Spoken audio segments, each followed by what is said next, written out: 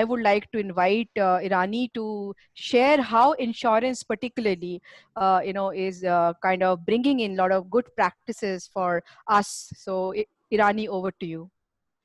Thank you, Runa, Madhvi, Chandrasekhar, and Anjan for setting the context, and some great insights there from all of you, and how the whole industry and the BFSI sector is shaping up. Before I get into the dynamics of insurance, Runa, for me, however unfortunate it may be, this pandemic actually has one of the biggest things has been about breaking stereotypes that may have reduced our pace for change. I hear a lot of discussion on innovation mindset getting developed right now and disruption happening at pace. I think those skills people haven't learned overnight. It's just that they become conscious of that, and that a viable proposition can also happen. The minds have broadened. So I think a big opportunity arising out of this is to think about having a productive and viable proposition across operating models, be it insurance, which is very high touch customer model, or an e-com setup, which is low touch but high customer service model. So I think with that context, coming back to insurance, and what I believe is very critical for us to focus on is how do we create an ecosystem where employee experience and customer experience actually mirror each other. I'm a firm believer that customer experience is a direct mirror of employee experience, and as this new the new ways of working, the new ways of dealing with things take shape or took shape, what was important for all enterprises, including ours, was to keep customer obsession at the forefront of what we do. Insurance, as you know, is an essential services sector. So it was very important for us to keep that line of sight as primary, to say, how are we enabling our customers with what their ask is at this time? How are we standing next to them? And that doesn't come automatically, there is a whole plethora of baselining that needs to happen. And that whole ecosystem that supports customer experience actually comes from employee experience. So I think for the sector and for us, there was this whole at-pace work that we did on to keep the lights on. And what I mean by that is, enabling employees in terms of information, in terms of reach, connect, and just baselining the basics that they need to do to start working in a similar fashion as they did pre-COVID. So I go back to Maslow's need hierarchy, and actually we started with the basics. We said, what is the first base that will allow for the pyramid to reach the top for the customer? And we started to work on the basics of what enables an employee. It could be just digital connect. It could be just process streamlining or process innovation at pace. How do we speak to customers, and how do we engage with customers who are used to seeing you? It's a very trusting environment in the insurance sector. So for me, I think a big support that HR has provided to business in this journey is to actually work cohesively in building these models, these journeys for our employees. No one cohort of employee subset has the same need. Each of them are very, very different while unified in the org strategy.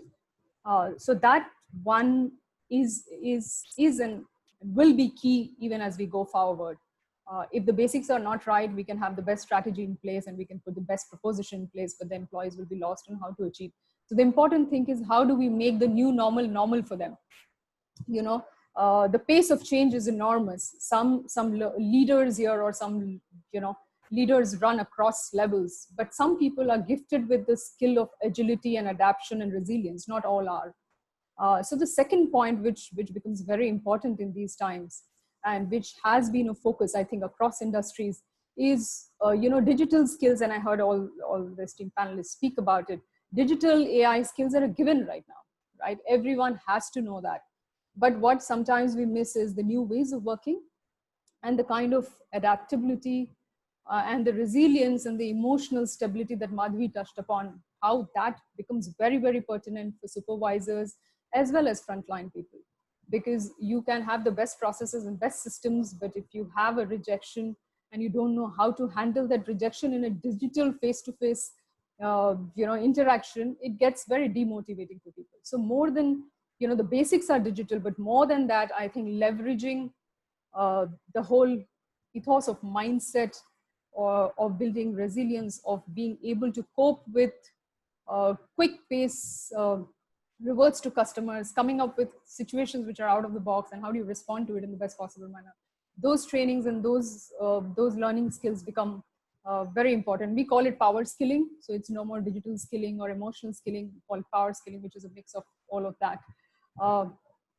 What I have seen at Max specifically, and this has been my experience, and of many of my colleagues, is culture has come to life in these situations. It's a it's a stereotypical saying that in crisis collaboration comes in, and I think people have just rallied together. The values that the organization builds has just come to life. So frankly, for us, it has not been so much effort to bring that to life. I think people have just have become overt about the subtle culture that actually binds all of us together. But if that is not happening, and in distributed organizations like ours, just disseminating and re-emphasizing the power of values that drives us together in these times, the power of basics like care and collaboration becomes extremely important, because there's a common thread of culture and values that binds all of us together. And that actually helps us respond to a crisis situation. So working on that was and is, I think, very pertinent for HR along with business.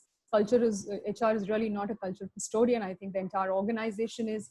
And in the entire organization, galvanizing and actually displaying that cultures come to life in these times is actually heartening to see. And I see most organizations talking about it. One of the things that I want to touch upon is the pace of change and innovation. We are all talking about innovation.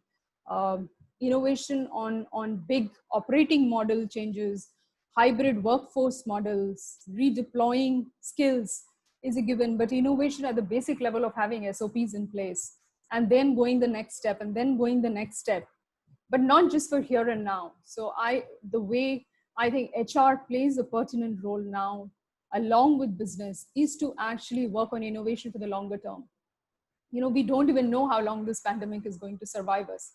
I think the reality of the situation 2 months or 3 months hence will be hybrid operating models, right? We will have some people working from office and some people working from home.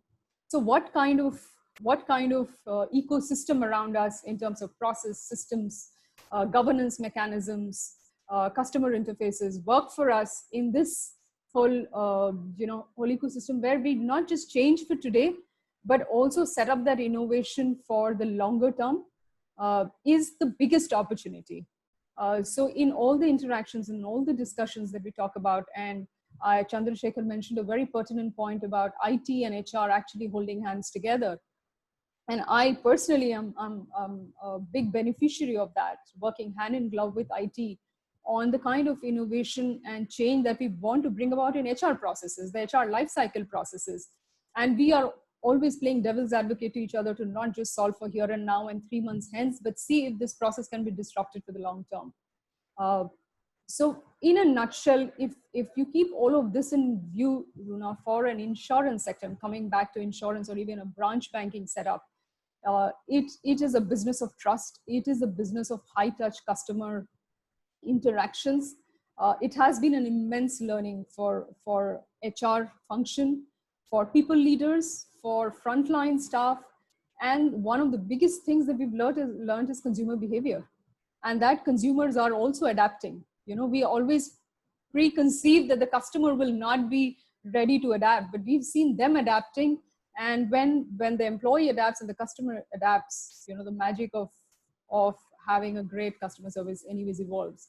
And that's been the focus for most of the high touch organizations like ours. And I think we will baseline somewhere. We will have beautiful hybrid models on workplace, on learning systems, on talent strategies, and overall, org strategy. So that's from me. Thank you.